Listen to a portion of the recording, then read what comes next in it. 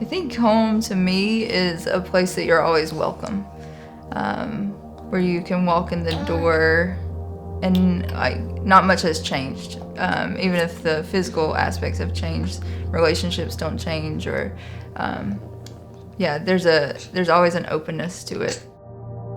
I'm like 28 years old right now, and I've probably lived in over 20 different places. No place more than ever 2 or 3 years. You know, I grew up moving from house to house, Eggleston, Normal, Emerald, Union, Harvard, Princeton, Yale.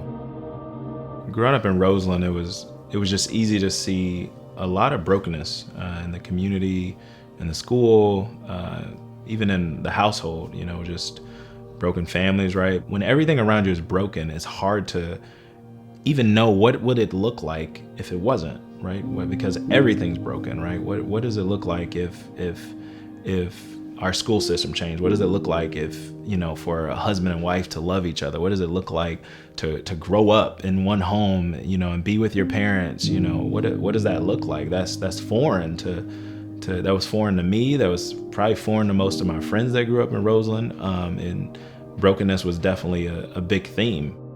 What I feel like when I think about Wade and his family at this point, and Wade even was a single, I think about the journey of legacy, the reality of investing in people's lives and seeing one-on-one or one life at a time transformation. Well, I came to Chicago and joined the ministry. My initial role was to reach out to teenagers, and so started volunteering at a couple different high schools in the band programs, the music programs. And Wade was one of the first guys that I met. I remember he was in the percussion section. And we connected initially, and it was really through some friends that kind of convinced him to come and check out our community center. The first time I saw the Agape Center, I don't think I was even in high school. I was a little kid. And it's this gray slate of a building next to these train tracks. And so I run into this building again in high school with a friend. His name's Clarence. And he said he'd go to the Agape Center. And so I went in, and I was really surprised that, you know, the place was warm. It was nothing like what it looked like on the outside. It had a gym. It had all these volunteers in there. And somebody that I had seen, Brad Harry, who had met in my band class, who was volunteering. Wade came to our ministry through the high school ministry, and particularly as Brad was volunteering, he experienced what we wanted him to experience. That's the sense that he belonged, that he was a part of this family.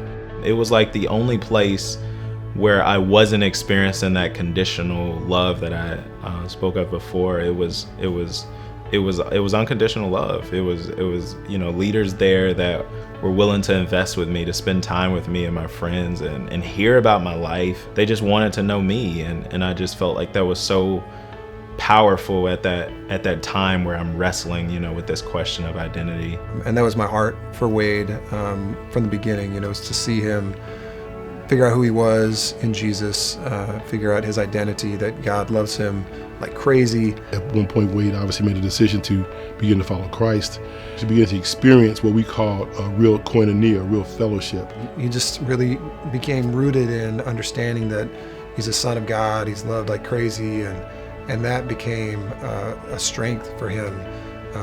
He was able to engage really maturely in other parts of his life because of his spiritual foundation. I actually prayed. I said, God, I just put somebody in my life to show me what the Christian walk looked like. I feel like I don't want to judge you for what I've experienced. And like the next day, Brad Harry like invited me to this other Bible study he had. It was there. He shared the gospel there that night. And I went home and made the decision like that I wanted to follow Christ. Wade has, I think for me, it's just his maturity level has just gone through the roof. When he was 20 years old or so, he was still trying to figure out college, trying to get a job, and now he has a dad, he's a husband, he works full-time with our ministry. It's just so amazing to see how he has grown. I'm grateful that Wade is continuing the legacy of our ministry. It's been like almost 40 years of kind of passing on what it looks like to follow Jesus in this context, in this challenging context, and Wade has embraced it. Wade came up in the area, just like Milton, and God has transformed his life. When Wade came to know Christ in that age, he got a chance to begin to really experience the hope of life, and the hope of a life that would actually have meaning, would have purpose, and would be adventurous for his lifetime into eternity. All these things would have never happened if it wasn't for people like Brad, like Milton, really working together with me to create those options. I think it says something to have men of character in the community that are living out the gospel and not just keeping it to themselves, but sharing that with the next generation. And so I'm so grateful. There's kids under me that are looking at me, and so what legacy am I going to leave? As a leader, as a kid, as a young man that's grown into adulthood. What legacy am I shaping at the kids that are watching me?